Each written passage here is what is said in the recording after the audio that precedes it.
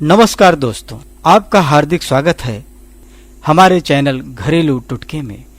इस जानकारी को बताने से पहले दोस्तों, मैं आपको बता दूं कि अगर आपने हमारे YouTube चैनल घरेलू टुटके को अब तक सब्सक्राइब नहीं किया है तो प्लीज कर लीजिए, क्योंकि दोस्तों हम इसी चैनल के माध्यम से वास्तुशास्त्र से संबंधित वो सारी जानकारियां लेकर आएंगे जिसका उपयोग करके आप अपने जीवन में सुख शांति और समृद्धि पा सकते हैं।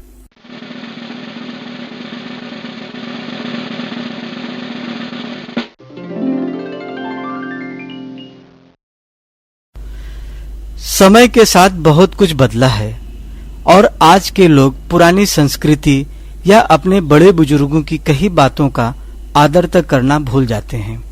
पहले कुछ ऐसी धारणाएं थी जिनकी वजह से सभी के परिवार में खुशियां और सुख शांति बनी रहती थी और इस तरह की बातें सामने नहीं आती थी, किंतु आजकल ये सब आम बात हो चुकी है। आपने अनेक परिवारों में देखा होगा या सुना होगा, किसी का पति अपनी पत्नी को छोड़कर किसी अन्य स्त्री के साथ रहता है या किसी अन्य महिला के साथ संबंध रखता है, तो किसी महिला का पति अपनी पत्नी को मारता पीटता है, उसकी बात नहीं सुनता और गलत राह पर निकल जाता है, शराब पीता है, जुआ खेलता है, घर पर ध्यान नहीं देता, कई दिन तक घर से बाहर रहता है, पत्नी से झूठ बोलता है, किसी का पति उसकी पत्नी के काबू में नहीं है।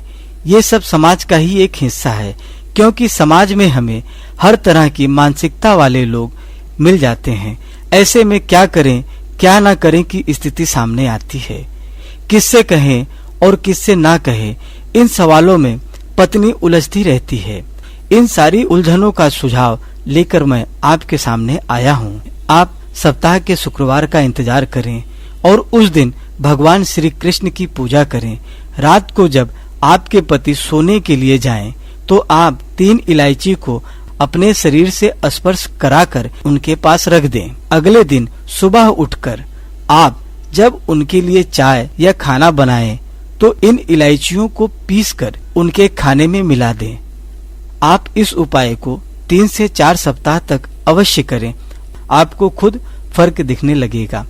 कुछ पत्नियों को डर रहता है कि उनका पति उनको छोड़कर किसी अन्य स्त्री के पास चला जाएगा, जिसकी वजह से वे काफी चिंतित रहने लगती हैं, किंतु उनकी चिंता का समाधान हमारा यह उपाय कर सकता है। नारियल, कपूर और थोड़े धतूरे के बीज को पीसकर उसका पाउडर तैयार कर लें। इसके बाद आप इसमें थोड़ा शहद मिलाकर उसका लेप तैयार कर लें। आप इस लेप से प्रतिदिन खुद को और अपने पति को लेप करें। इस तरह आपका पति आपको छोड़कर नहीं जाएगा। यदि आपके पति इस लेप को लगाने से इनकार करते हैं तो माथे पर एक टीका लगा दें। अपने पति में अपने प्रति आकर्षण को बढ़ाने के लिए आप शुक्ल पक्ष के रविवार के दिन 5 लौंग लें और उनको अपने शरीर के उस स्थान पर रखें जहां आपको पसीना आता हो।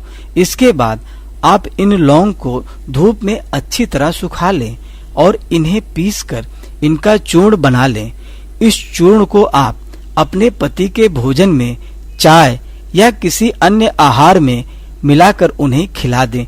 धीरे धीरे आपके पति फिर से आपकी तरफ आकर्षित होने लगेंगे। अगर किसी पत्नी को लगता है कि उसका पति किसी अन्य स्त्री के कब्जे में है या किसी अन्य स्त्री के ख्याल में खोया रहता है, तो आप अपने पति को उसके कब्जे से छुड़ाने के लिए गुरुवार के दिन रात के 12 बजे का इंतजार करें और सोते हुए अपने पति के कुछ बाल काट लें। आप इन बालों को जला दें और इन्हें अपने पैरों से बुरी तरह मसल दें। कुछ दिन में आपको अंतर दिखने लगेगा और आपका पति फिर से आपके प्रति अपने प्यार का इजहार करने लगेगा। पति को बस में करने के लिए आप इस सामान्य उपाय को भी अपना सकते हैं। अगर आप दोनों साथ खाना खाते हैं तो पत्नी पहले थोड़ा सा खाना थाली में रखे और उसे थोड़ा खा ले। बाकी बचाकर उस थाली में मिला दे जिस थाली में आपके पति खाना खाएंगे। याद रहे, आपका बचा हुआ खाना आपके पति ही खाएं।